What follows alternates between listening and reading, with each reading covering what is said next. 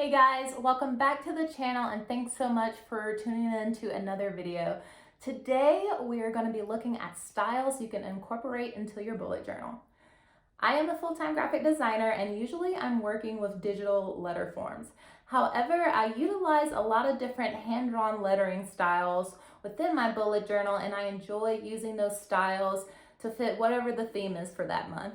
This past June, I used a lot of styles you'll see throughout this video because the theme itself was typography. I know, super nerdy. I'm by no means an expert in lettering and it's something that I'm finding myself trying to get better at month to month, and I just love looking at references for inspiration and practicing whenever I can.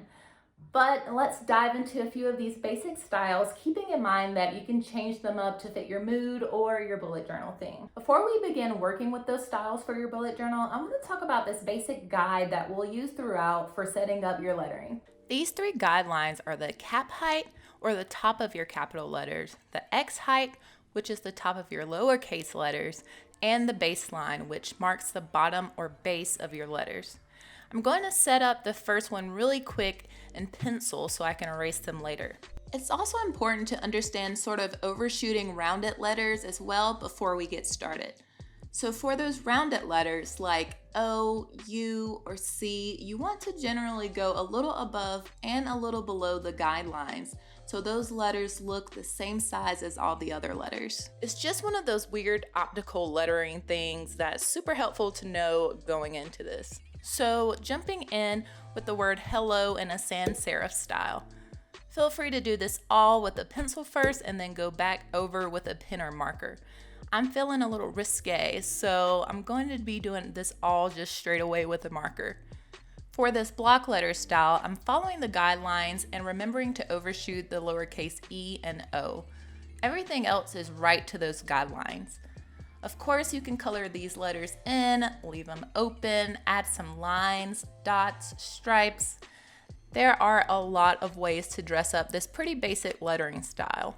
You could also round off the tops and bottoms of the letters here for a softer bubble letter look.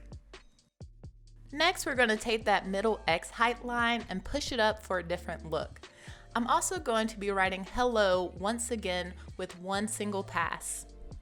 These types of letters are called monoline because they are one consistent weight throughout. I'm going all capital this time, but I'm still overshooting that last O. You can make this even more fun by moving the whole grid up or down for each letter. Let's move on to a serif style.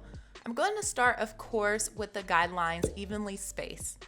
Then I'm going to write out the word goals with our monoline sans serif style. Again, overshooting the O and the curves on the bottom and top of the S. Now I'm going to add the serifs, which are basically this little shape I'm drawing off to the side here, but you still want to sort of adhere to the guidelines you have in place.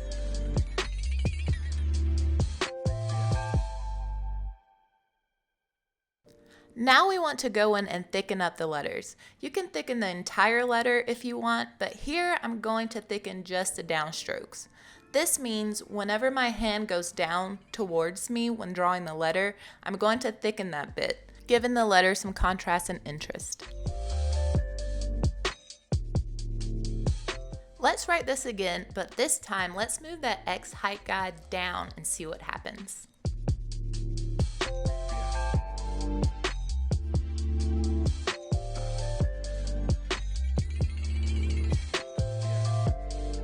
Following the same steps as before, I'm writing the word out, adding the serifs, and thickening the letters with this new guide.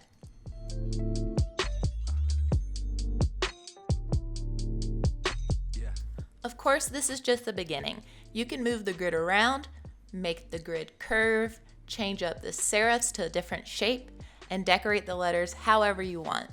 I'm just going in to add a nice shine to parts of the letters with my trusty white Posca paint pen.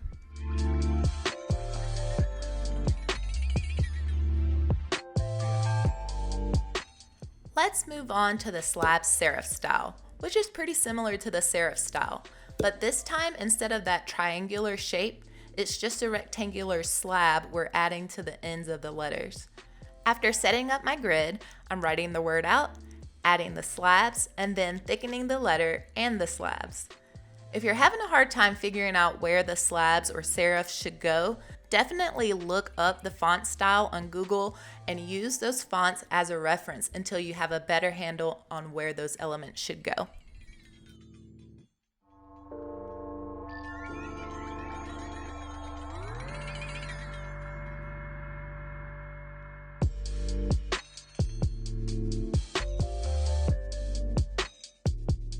Now I'm going to move that middle X height guide up and write it out again in that monoline style for a different look. Remember, with all of these styles, you can change up the grid and add your own touches. Now let's look at script. This style probably takes the most practice, and I'm still working on making this lettering style better. It's a never-ending journey. I think the most helpful thing I've learned with this style is you don't have to do it in one continuous stroke. Again, we're going to start by using that same base grid we did before and overshooting those rounded areas. Some bits of the letters overshoot the grid quite a bit, and you can add additional guidelines for where those areas will hit. The parts that rise above the grid are called ascenders, and the parts that dip below are called descenders. When you move the grid up and down with script, you get that bouncy lettering look that I'm sure we've all seen at this point. With a brush pen or marker, you can add more pressure on the downstrokes and less pressure moving upwards to get more contrast in the letters. Even if you don't have a brush pen or if you need more control, you can get this look by drawing out the letters in monoline, much like we did with the serif and slab styles, and then thickening the downstrokes. You could even leave the areas you thicken open for a completely different look. I'll show you what that looks like with the K, L, and Y. So this is a neat gradient hack. I'm going in with my Jelly Roll pen and coloring over where you can see the connecting lines. If you don't wait too long after you've drawn the letters, the ink will sort of move and soften and create a pretty neat transparent gradient look. So I totally should have done this before, but I'm going to go in and erase all the guidelines so you can see the letters a bit better. But I think that should do it. I hope knowing a bit more about these lettering styles and how to set up guidelines has been helpful. If so, give this video a like and let me know down in the comments if you'd like to see more videos like this one. I do think it's really fun to change up styles based on any given theme. I love looking at different types of lettering and playing with these basics to create fun new styles. I'll also leave a couple of my favorite lettering resources down in the description if you're interested. But that's all for now, guys. Thanks so much for watching, and I'll catch you in the next one. And if you liked this video, here are a couple more I think you would enjoy.